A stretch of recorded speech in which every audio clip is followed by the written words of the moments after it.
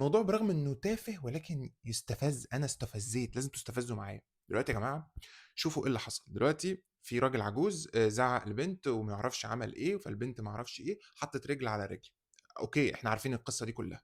طيب اللي أنتم ما تعرفوش بقى، إن الناس اللي بتدافع عن الراجل مبدئيًا سَفَلة، قلالات الأدب، بيخوضوا في عرض البنت، ما أعرفش إزاي بقى يعني وهي إيه اللي ودّاها عند اللي ما أعرفش كابينة ما أعرفش إيه، وهي ما أعرفش هي اللي بتستفزه. الموضوع أنت بتخوض في عرض، يعني أنت متخيّل أنت إيه الهباب اللي أنت بتهبّبه ده؟ ولو أنت حاولت تتناقش معاهم وتقول لهم يعني عيب، عيب اتقي ربنا، ما ينفعش أنت تخوض في عرض حاجة زي كده، يشتم. يا جدعان، يا جدعان في ناس بجد عايزة إعادة تأهيل، بجد عايزة مصحات.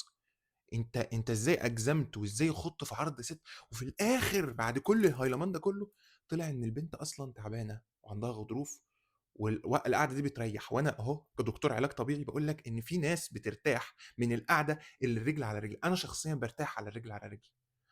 لمّا أنا أقعد على رجل على رجل في أي مكان، طالما أنا مش حاطط رجلي دي في وشّك والّا في بُقّك، فده حقي وأنت ما لكش دعوة. فأنت حُر، أنت حُر إنّك تعمل اللي أنت عايزه. أمّا أنا قعدت على كده ما ضرّيتش حد، بالعكس أنا باعمل كده غصبٍ عنّي، وحتى لو ده كيفي فده كيفي، دي حريتي وحرية شخصية وما حدّش ليه أي دعوة. يا جدعان شُفتوا العقلية، شُفتوا العقلية اللي بيقول لها إيه، بيقول لها ما فيش بنت محترمة تمسك تليفون touch. فهنا واتوضح لي، عرفت بقى أنا إيه العقلية اللي أنت بتتكلّم معاها، فاهمني؟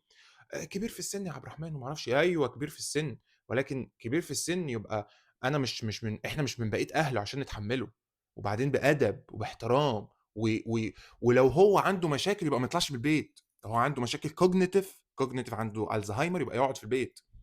حاجه مستفزه، الناس مستفزه بجد. والناس اللي بتدافع لمجرد الدفاع، عارف انت سوشيال جاستس ووريرز، هم عايزين، عارفين الناس دول، هو بيدافع لمجرد الدفاع.